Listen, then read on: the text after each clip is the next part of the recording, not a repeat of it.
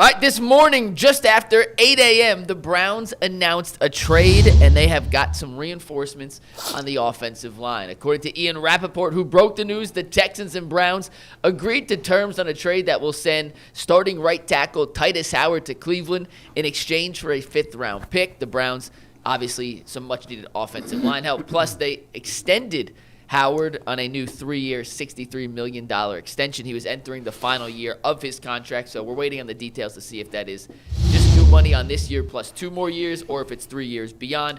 We'll get those details in a second, but G. Bush, your initial reaction to the Browns acquiring a starting caliber offensive lineman in Tytus Howard. This is what I'm talking about. Project Stockpile has begun. You get a guy who with what we got one. We got one. We got one. You got to start somewhere. It's got to start somewhere. You got to start somewhere. Listen, he's a starting caliber tackle. He's played some guard. He's a starter for the Texans. You take a look at what he's able to do. He has some versatility there. But if you're going to get a starting caliber tackle who is playing for a team that was in the playoffs, and you get it for a 5th-round pick, I love it because now, you can look at it, and we talked about not being able to count on DeJuan Jones. We talked about gaps and phases all up and down the line of scrimmage. Now, has Joe Bitonio retired yet? No. Okay. So, But do we think he's leaning one way or the other? To me, I feel like he's leaning towards retiring. I mean, I thought it was a foregone conclusion. Yeah, that's why I say he's leaning that way. The fact that he even extended it out tells me there's at least a chance, but I would still tend to lean toward retirement. Well, you take a look at this. This is a very, very, very nice move. Now, you need some other things to go along with it, but you take a look at the tackle position, and we looked at the free agent tackle group. There's a tackle available from the Packers, but I mean, he's average. I mean, he actually, to be truthful, when it comes to the run blocking, he's below average. But this is a nice move because now it frees up your flexibility. And I've been talking to my dad and my brother. They're big Buckeye fans all weekend. They've been entrenched in the Buckeye, the Buckeye lore. Listen, they about setting records. They about I say, bro, it's too late to buy the Ohio State Arvell Reese and what's the name, Styles jerseys now. They're done. Yeah. They're like, nah, we need to figure a way to get up there. There's a whole lot of people that have been enamored by some of those defensive players. Now, I told them, look, it all depends on what they do in free agency. I didn't think it was going to be some tackles available in free agency that could be starting level tackles that should be worth that money. But when you can go out and make a trade for a 5th-round pick and you got a guy that I think you can plug in and start, man, you probably asked me what the grade is on a poll on the website in the chat. I got it a B+.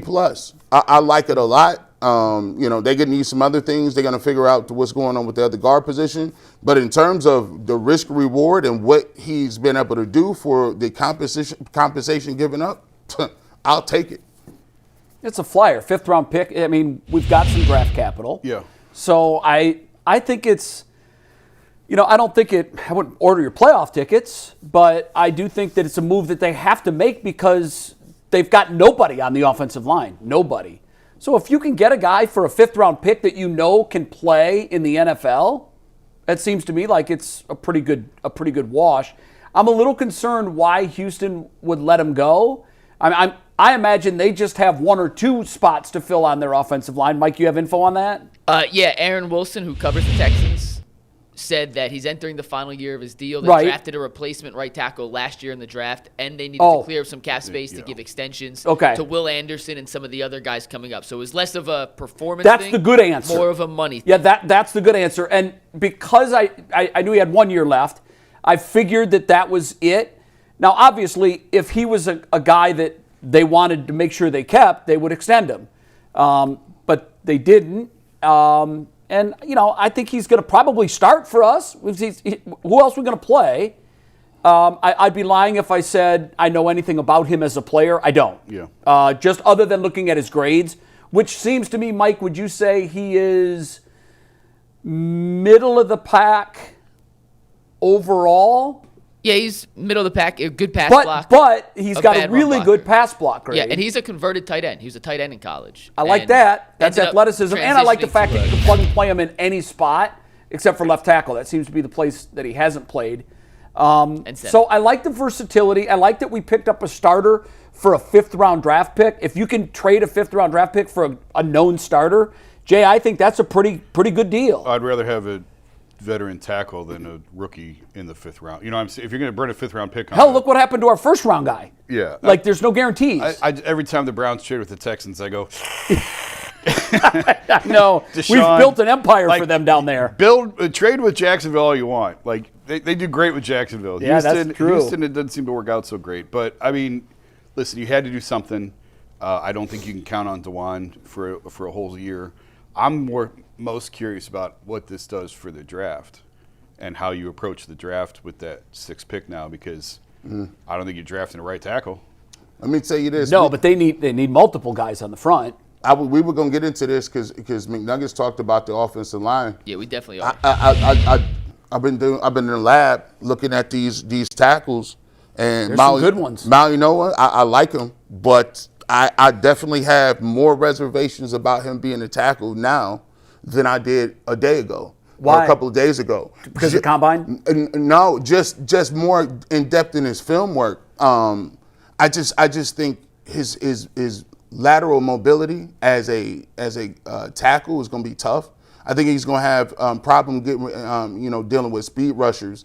He has good power. He has good functional strength, but he plays a high a lot.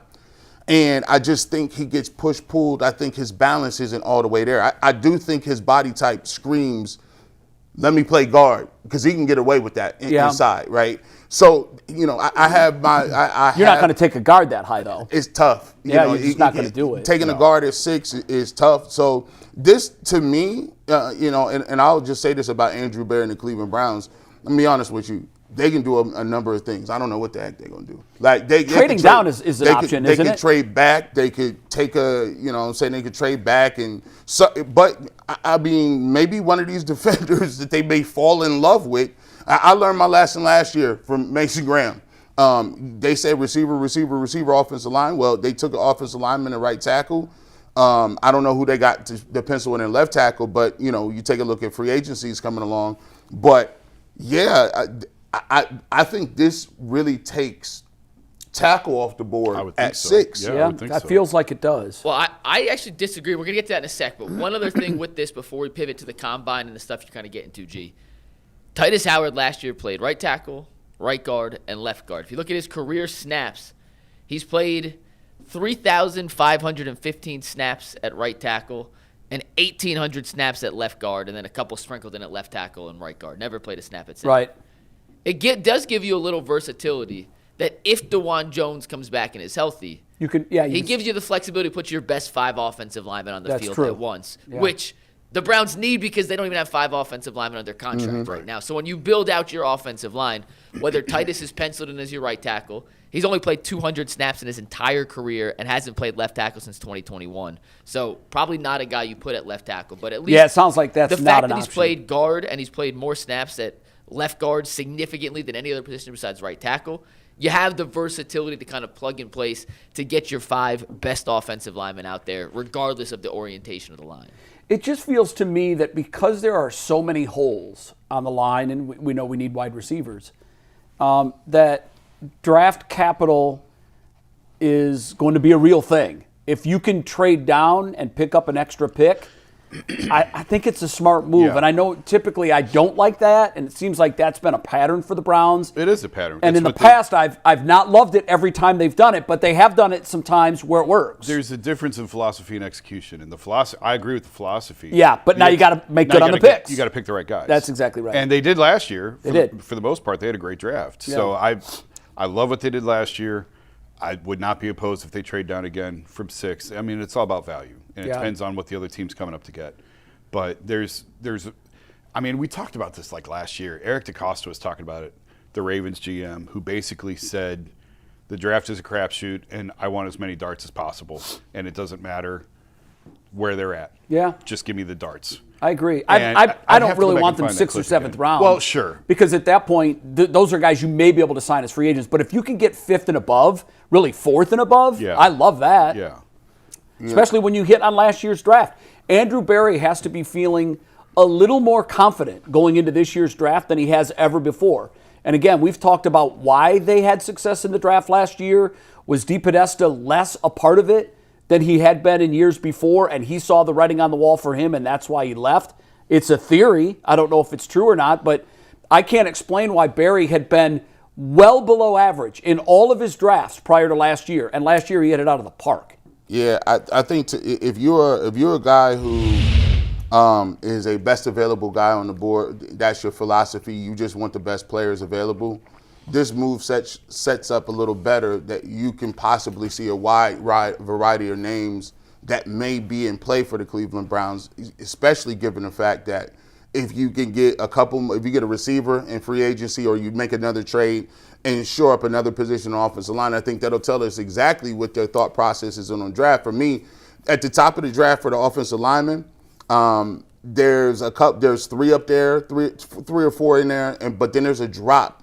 And when you get to the second day type guys, so if they feel like there's a high drop or there's a drop considerably, maybe they go with another position. We haven't even talked about the infamous how fast does Carnell Tate run? Oh, we're getting there. We're getting there. I think that was shocking on the wrong end, right? And then Styles was shocking on the other end. Yeah, I mean, so some of those 40 times, I felt like I was watching a trek meet.